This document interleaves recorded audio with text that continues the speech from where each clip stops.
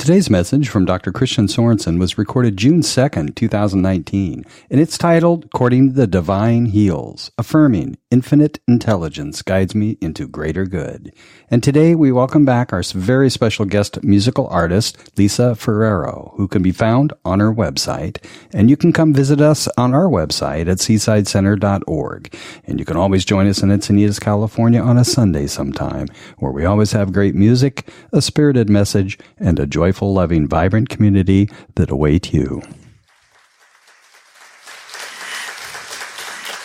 So wonderful to see all of you here this morning, and we're so excited to have all the graduates here today.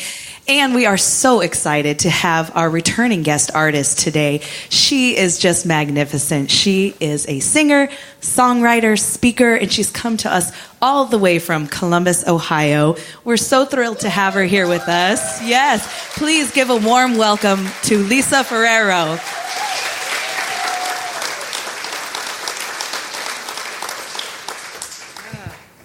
Good morning. You feel a buzz. You're all buzzed. Good morning. Love you too. There's a song called This Is the Moment. So if Jill Bolte Taylor could do it, you can do it. And let's start right now.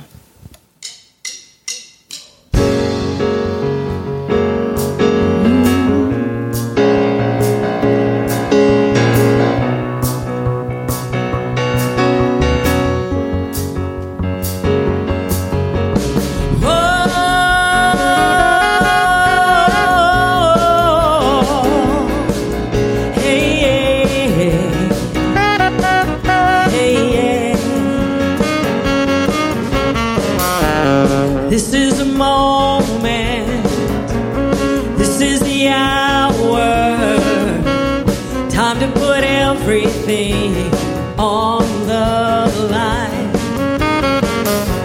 And I am the reason, I am the answer, I'm a believer, it's all inside me.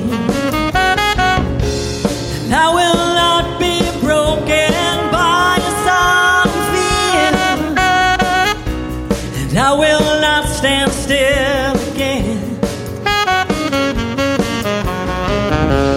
and I won't fall apart like all those times before, 'cause I won't take it anymore.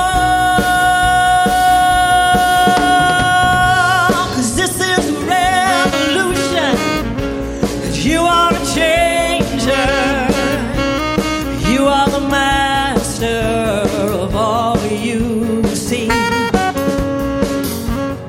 I'm the beloved, yes, I am a lover, I am the answer, it's all inside of me. And I will not be broken by a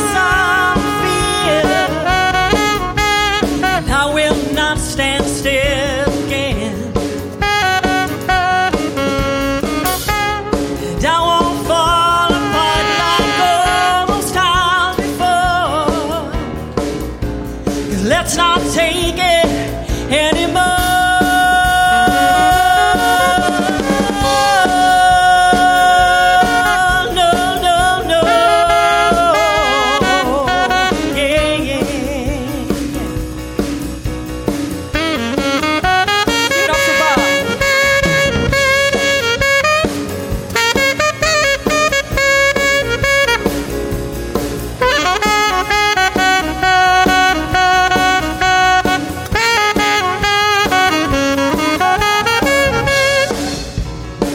I will no longer compromise my life.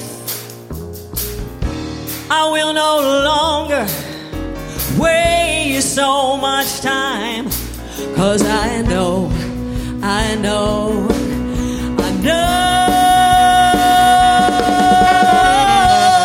this is a revolution, and I am a changer, I'm a believer, it's all inside of me. This is your moment, this is your hour, time to put everything on the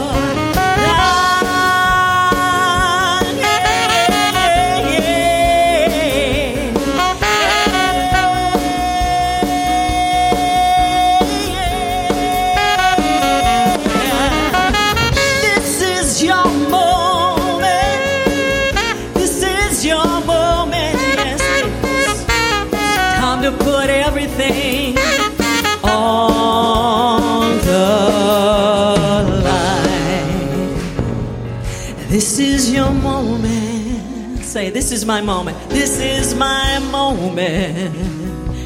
And so it is.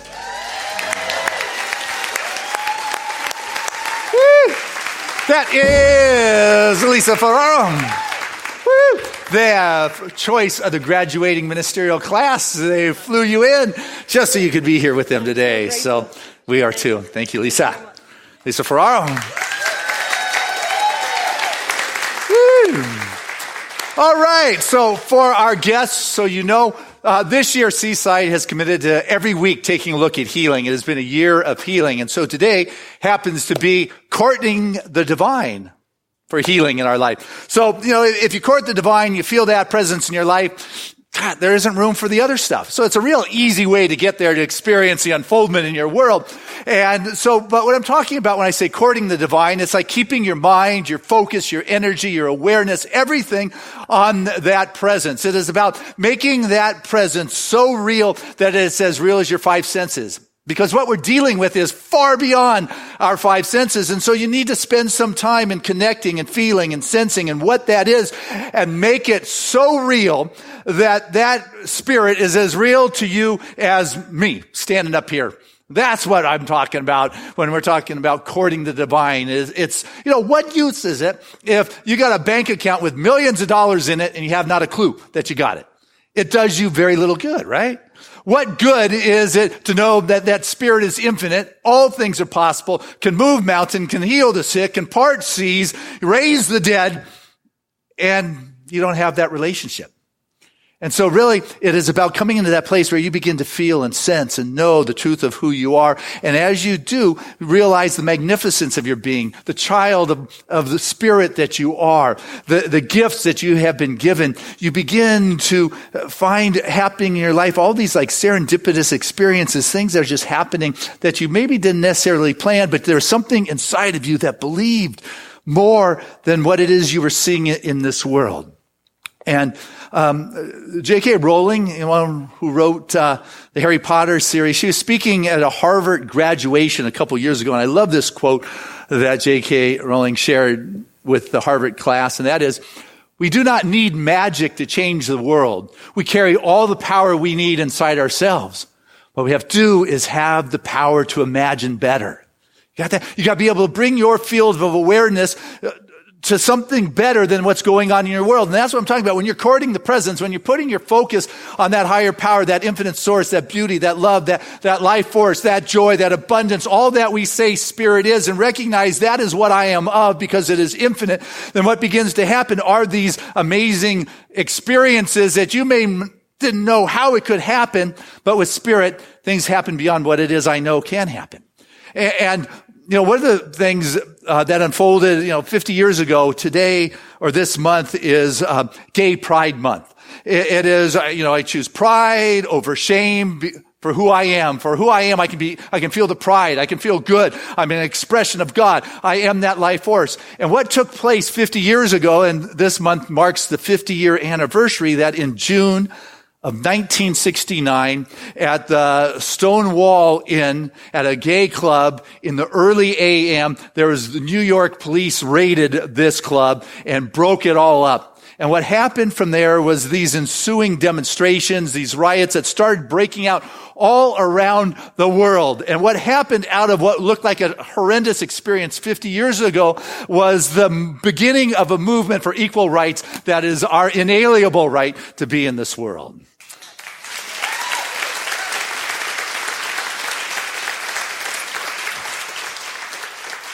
And so I don't know if you're familiar with where the word serendipity came from.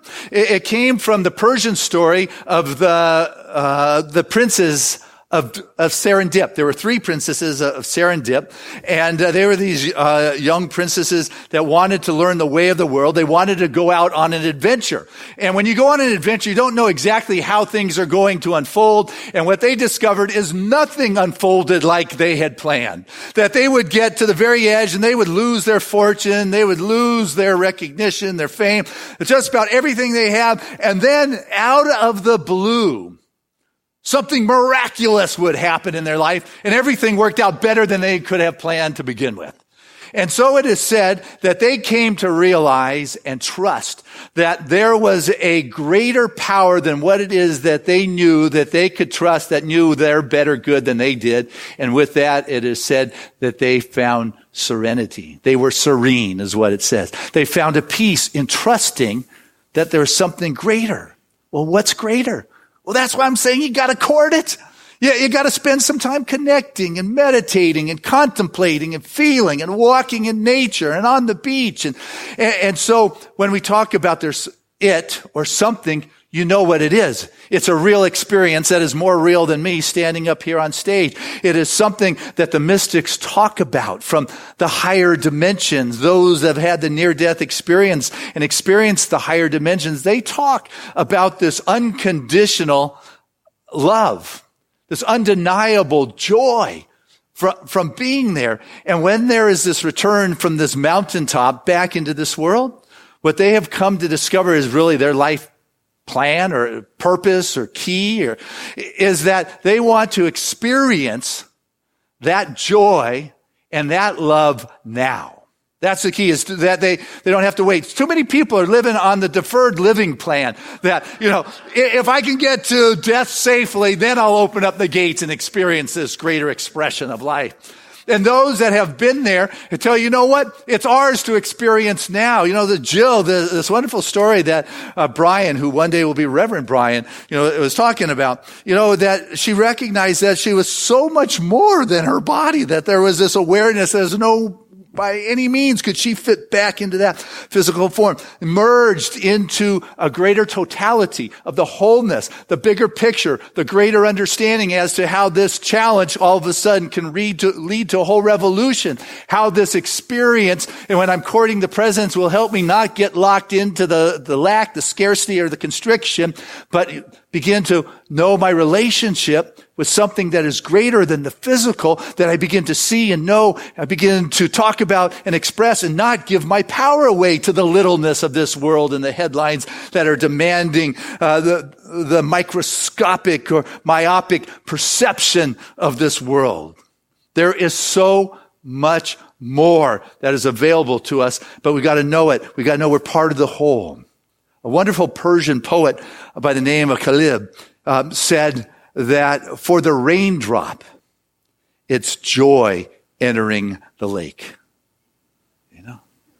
For the raindrop, it's like, yeah, I'm back in the lake. When we court that presence, it's like joy, undeniable joy. It's like, wow. And that's what I get to experience. I don't have to die in this world. I just have to choose to live in this world. There's so much to talk about. Is there life after death? The bigger question is there life after birth? That's what we're concerned about here.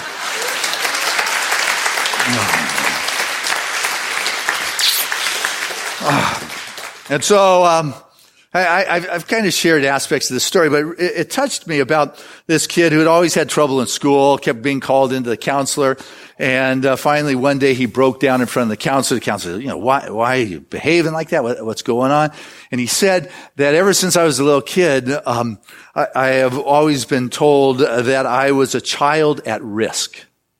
And that is what I am. That's who I am. That is what I believe. And she looked him right in the eye and said, you are not a child at risk. You're a child at possibilities. You are a child that has infinite potential, that you are a magnificent expression of life itself, that you have come in this world with everything that is necessary to create what is in your heart and your soul and your spirit, and you are the one who has got to believe that. You are far greater than what your mind is thinking, because if you've been courting the presence, you know you are all of that.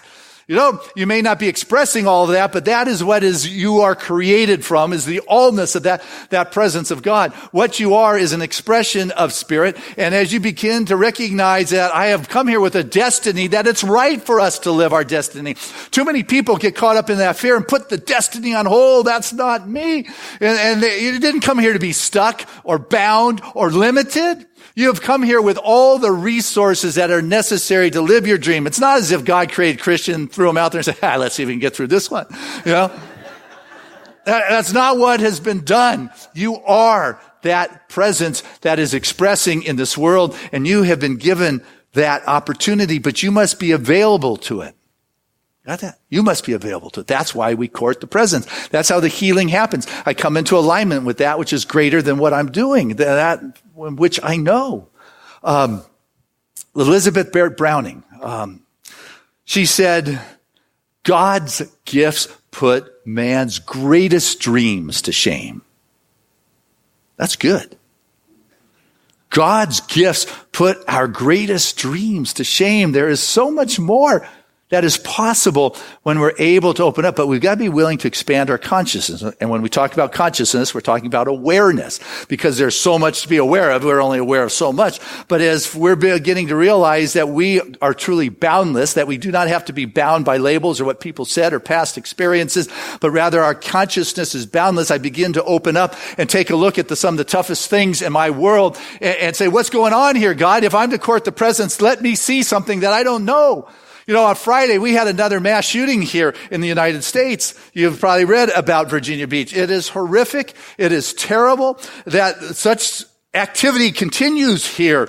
And, you know, just a few weeks ago, I was standing up here talking about the shooting just up the freeway in Poway here and the person that was killed there. And, you know, as we take a look and realize that we're not doing much, we realize that in our country, there are states that have passed laws that say they can regulate a woman's body, but they can't take care of greater gun responsibility within our culture.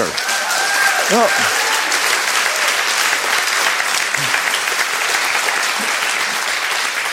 it is time for us to stop being complacent about what is being put in our face. I'm not saying this is what we have to do or what we have to think, but let us know that we have a new thought, a spiritual philosophy, a spiritual truth that is relevant for all things, because God is all things. It is everywhere. And if I'm afraid to address the big issues or the horrific issues that are taking place in my life or within my culture, then what good is my religion or my philosophy? How can it serve me if it's not relevant to what's going on in life?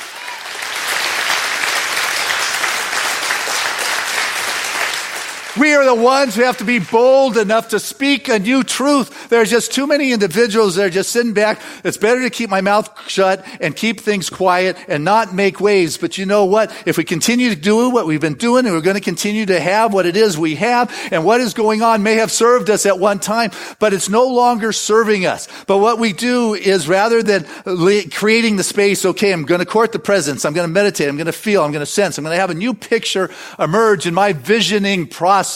Not a vision from my brain mind, but rather a vision from a higher mind, a greater perspective. I can't continue to tie things together. What happens is, when something happens in life, in our personal life, our mind, that's just likes to move things around like furious little ants. Woo, moving this here, moving that there. All of a sudden, I've got pain in my world. I can't sit with it. What's the pain trying to tell me? The mind says pain. The fear. And it ties it to fear for some reason. Why? Well, because we're not comfortable sitting in the pain. We get caught up in a space where I don't really know the answer right now, rather than sitting in the unknown like those princes of Serendip who went off on a quest, not knowing where, but open and available to what emerges, finding out it was far greater than what they had planned. What people do when things don't happen is they get into anxiety. They get into worry. This brain of ours likes to tie to this negative because the culture fills us with all this fear and negativity, worry and anxiety. What we want to do is court the presence. That's how healing happens. If we can have a better image, as J.K. Rowling was telling us. We recognize, as Elizabeth Browning was telling us, God's gifts far exceed the ones we can come up with. But we're the ones who have to be available. We have to realize that, you know what, if it's not working here, there's violence or there's challenges or there's scarcity or whatever, I got to pause. And then I got to take the action. That pause is like the Sabbath, It's like I rest, I chill, I get it, and then I move. Our Native American brothers and sisters, they have a metaphor about riding a horse. And when you're riding a horse and your horse dies, they believe the best practice is to dismount and get off of it. Because you may have realized that whipping a dead horse doesn't really work, right? Praying for the resurrection of my dead horse, or just pretending, or telling your friends, it's only napping, it will overcome this death thing. that is there. Or trying to hire a consultant to figure out what I can do to get this horse to move again. Or going to a therapist. How did I create this dead horse in my life? Or, the horse isn't really dead. It's just living impaired in this moment, and trying to gather friends around and convince them and complain. Some of the best thing you can do is get off that dead horse and allow yourself to be for a moment and realize who I am is far more than a dead horse. People stay on their dead horse because they're afraid. They're paranoid of not knowing what is next. And so the mind begins to tie it to the fear, the anxiety, and the worry. You know what? Get off, take your Sabbath, take your breath, take your meditation, take your contemplation, and then allow yourself to be moved by that which is greater than this experience. Walt Whitman, his wonderful, really legendary book, Leaves of Grass. He talks about the essence of a blade of grass is no less than the journey work of the stars.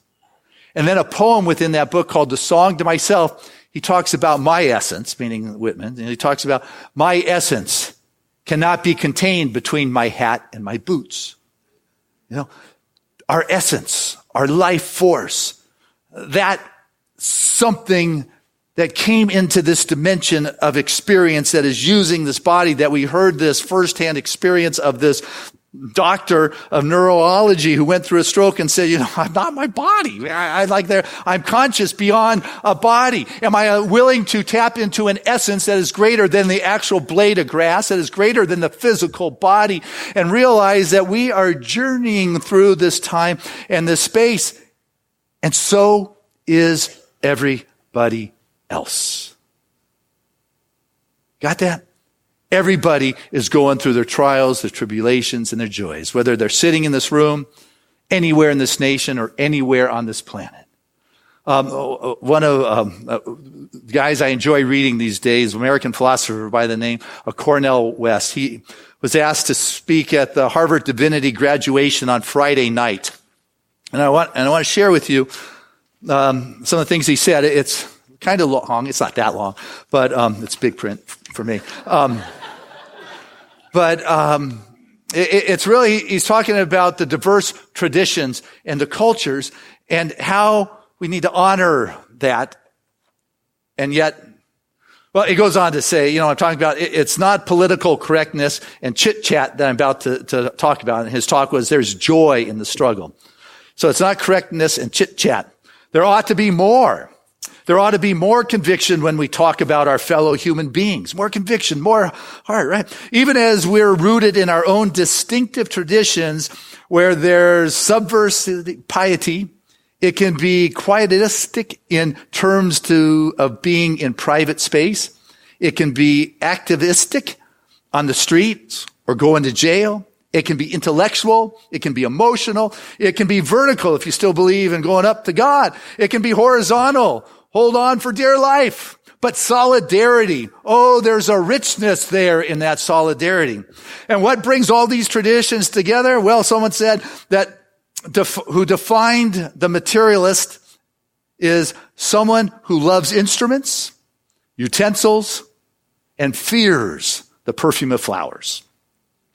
And what we're talking about is the invisible things. We're talking about love. We're talking about integrity. We're talking about honesty and decency. And these are the things we all fall short of. But no, these are the most precious things in which every tradition that we're talking about, secular, agnostic, atheist, Protestant, Christian like my own, Buddhist like the Dalai Lama, Hindu like Gandhi, precious indigenous brothers and sisters, my comrades at Standing Rock, Judaism, it goes on and on and on. But the first message I have is this: hold on to your subversive piety. And what's that? It's a remembrance.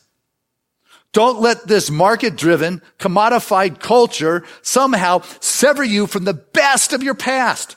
Hold on to the relationship between the present and the best of the past as you try to authorize an alternative future, a radically different, qualitatively different future than the catastrophic one in which we find ourselves in now. Fun words. So we have a culture that's saying there's violence. We have a culture that's saying, hey, we've got fear going on. But you know what? You want to hold on to the best of the past. It doesn't mean all the past stuff you had going on is good.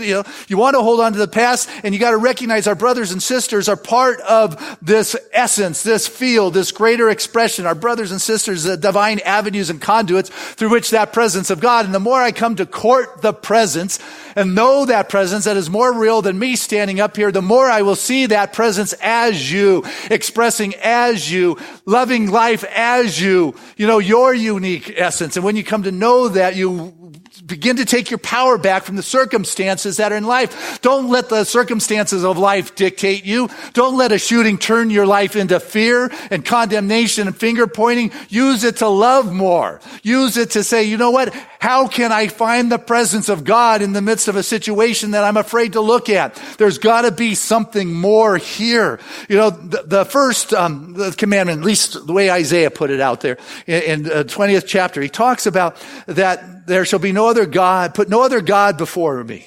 Don't put any other power before the presence. God is the intelligence, is the power, it is the life, it is the love, it is all things. Don't put your fears, your concerns, your worries, your anxieties before God. God is the one and only. And so often we want to take the God power to overcome our errors or the challenges, but this is almost missing the point here, because you know what? God is all that there is. That is the truth. So it's not a power over anything. When you come to court the presence and know the presence in the midst of your errors or your fears, nothing can remain. It falls away like Teflon off a pan. Phew, gone. It's not a fight. It's not a power battle. It is the emergence of the one and the only that there is. Now, granted, if you got something going on in your life and it's a challenge, it doesn't make much sense to say, oh, there's no problem and your life's not working. Yes, you got to look at it and get off, dismount that dead horse and begin to recognize what is new that wants to emerge here in my life and my world. Because you know what? There's things that go on in this world, and you as a spiritual practitioner, which all of you are, though we have a whole room that are becoming licensed, that are professionally learned how to hold their mind on the truth. Congratulations on that. Ernest Holmes, he wrote in his book, How to Use the Science of Mind. He put it beautifully, and he said, it's kind of like, be like a surgeon who puts a bone back together. He doesn't get caught up in the opinions. Is the bone going to go back together, or what the patient thinks, or what is possible, or it's just, he's putting the bone back together. There's no opinion here. There's no good or bad here. He's putting the bone back together, and nature's going to make sure it works. That's the kind of approach that we have got to go with. And as we do, we recognize that no matter what the condition is in this world, if it's all God, it's not a bigger battle than a little battle. It is a place where spirit can emerge. And what I have to do is trust with all my being that the gifts of God are greater than my wildest dreams. In any condition. We've seen it across the board with physical healing. Our spiritual practice at home with our son Trevor, as many of you know, he's on this autistic spectrum, which is our learning curve in our spiritual practices. But I've got to know that he is not bound to the prognosis of that experience that he's having, but rather that he is an expression of the presence of God. And what that looks like, those princes of serendip learn far exceeds what I could come up with my mind. If I could learn to trust out of the blue something greater that could happen. And then we saw this week, I'll show you this YouTube that you've probably seen it because it's going viral, but it was this kid who's on the autistic spectrum who was on America's Got Talent, and it's pretty long. It's 4 minutes. I'm running out of time, so I'm probably going to end with this. So Marv, would you roll this? And this is what can happen when you believe in that presence more than a condition.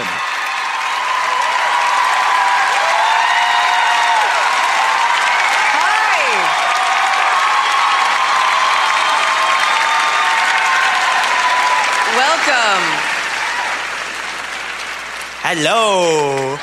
Welcome to America's Got Talent. What's your name? I'm Cody. Hi, Cody. I'm Cody D. How old are you? I am 22 years old. Yeah. Who are you, miss? Who are you? Hi, Mom. Oh, I'm hi, Tina Mom. Lee. Hi, Tina. How are you? So, what are you going to do here for us today? I'm going to sing a song for you on the piano. I love it. Tina, tell us a little bit about Cody. Cody is blind and autistic. Wow. We found out that he loved music really early on. He listened and his eyes just went huge. And he started singing. And that's when I was in tears, because that's when I realized, oh my gosh, he's an entertainer. So, yeah. Through music and performing, he was able to withstand living in this world, because when you're autistic, it's really hard to do what everybody else does. It actually has saved his life playing music. Wow. Oh, that's awesome. Well, we'd love to hear you. Go for it. You ready? I'm ready. Go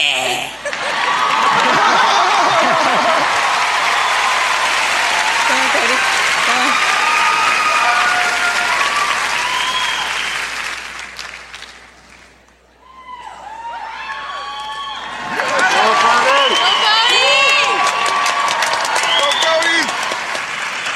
This is your time, okay? There's going to be like 20 film cameras on you. Ready? Yeah. Go. Boom.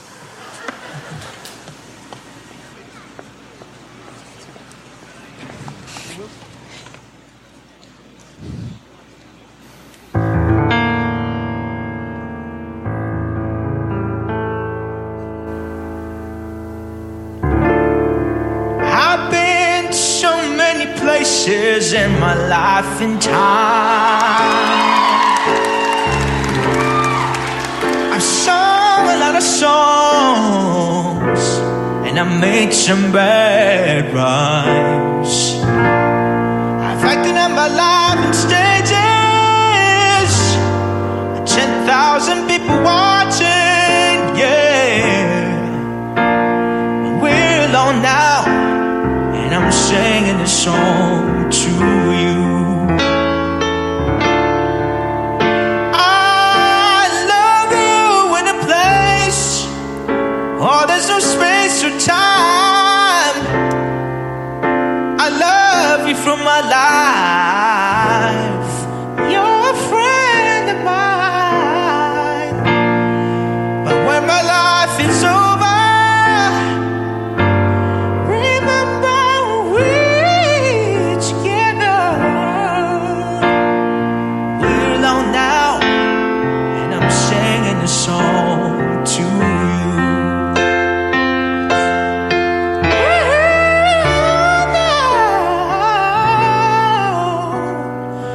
And I'm singing a song to you.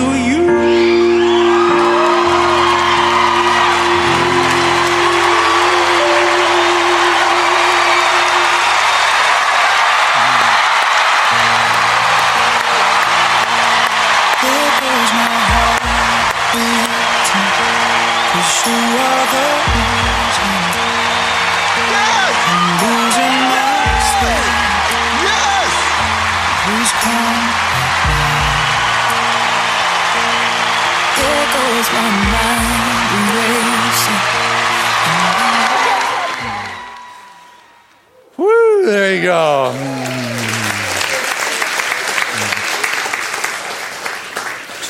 And so I just leave you with the sense, if you court the presence, you'll come to know your true essence, which is far greater than anything that this world can throw at you. God bless you in sharing that with us all.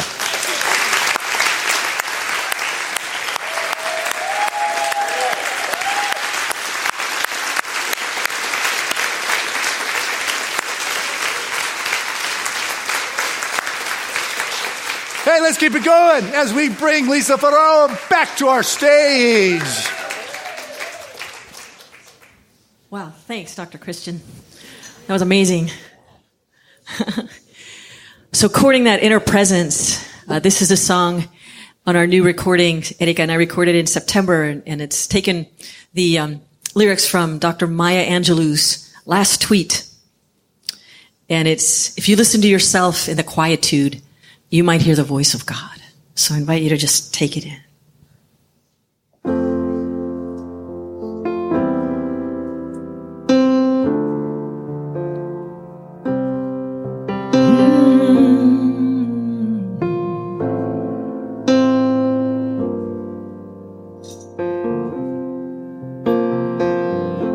If you listen to yourself in the quietude, you might hear the voice of God.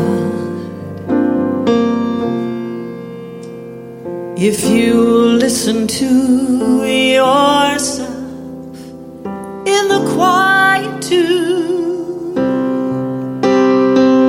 you might hear the voice of God.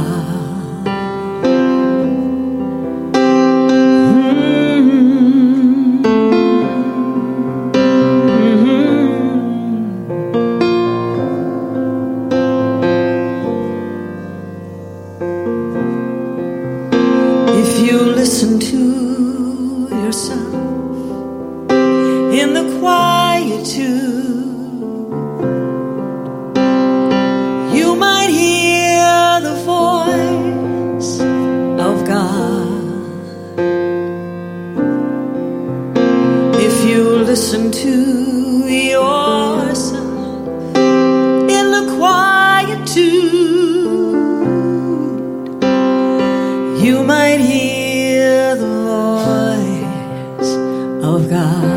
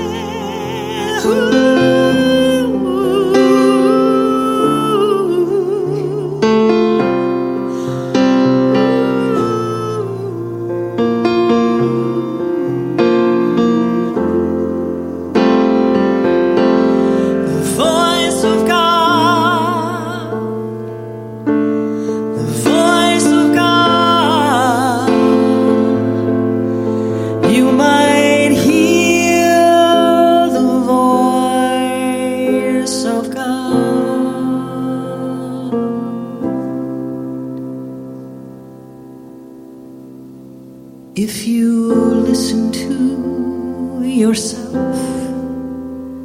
in the quietude, you might hear the voice of God. If you listen to yourself in the quietude, may you hear the voice of